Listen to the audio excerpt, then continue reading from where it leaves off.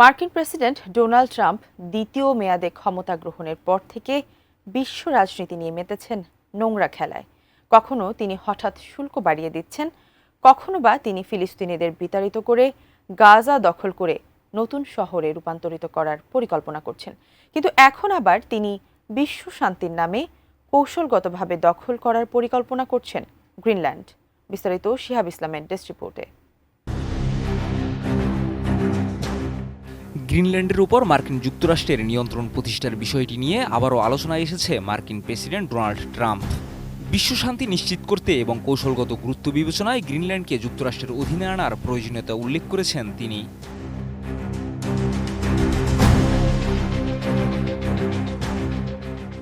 শুক্রবার 28 March white হাউসে সাংবাদিকদের সঙ্গে আলাপকালে ট্রাম্প বলেন, এটি শুধু যুক্তরাষ্ট্রের জন্য নয়, বরং পুরো বিশ্বের নিরাপত্তার বিষয়।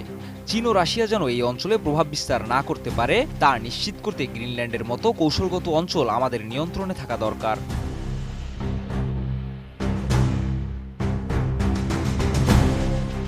ট্রাম্পের এই বক্তব্যের কয়েক ঘন্টা আগেই মার্কিন ভাইস প্রেসিডেন্ট জেডি ভ্যান্স ও তার উচ্চপদস্থ প্রতিনিধি দল গ্রিনল্যান্ড সফর করেন।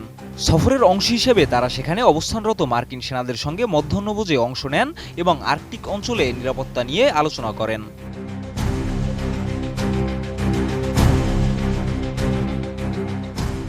ভ্যান্স বলেন, আমি আর্কটিক অঞ্চলে নিরাপত্তা নিয়ে উদ্বিগ্ন। চীন ও রাশিয়া যদি এখানে প্রভাব বিস্তার করে তবে এটি আন্তর্জাতিক নিরাপত্তার জন্য হুমকি হয়ে দাঁড়াবে। ডেনমার্ক গ্রিনল্যান্ডের উন্নয়নে প্রয়োজনীয় বিনিয়োগ করেনি, তাই আমাদের নেতৃত্ব গ্রহণ করতে হবে।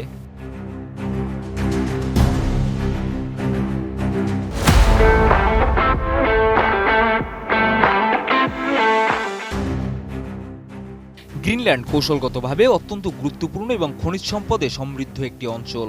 মার্কিন প্রশাসনের দাবি, ডেনমার্ক গ্রিনল্যান্ডের সঠিক উন্নয়ন ও নিরাপত্তায় ব্যর্থ হয়েছে। ট্রাম্প প্রশাসন 2019 সালেও গ্রিনল্যান্ডকে কিনে নেওয়ার পরিকল্পনার কথা বলেছিল, যা আন্তর্জাতিক অঙ্গনে ব্যাপক আলোচনার জন্ম দিয়েছে।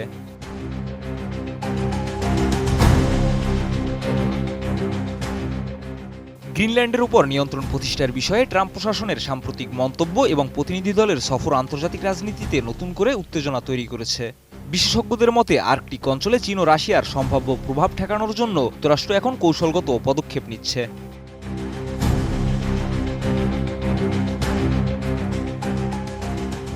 গ্রিনল্যান্ড নিয়ে যুক্তরাষ্ট্রের পরিকল্পনা শুধু রাজনৈতিক নয়, বরং ভূরাজনৈতিক ও অর্থনৈতিক দিক থেকেও গুরুত্বপূর্ণ। তবে এই উদ্যোগ গ্রিনল্যান্ডের জনগণ এবং আন্তর্জাতিক সম্প্রদায়ের মধ্যে কী প্রভাব ফেলবে তা নিয়ে রয়ে যাচ্ছে প্রশ্ন।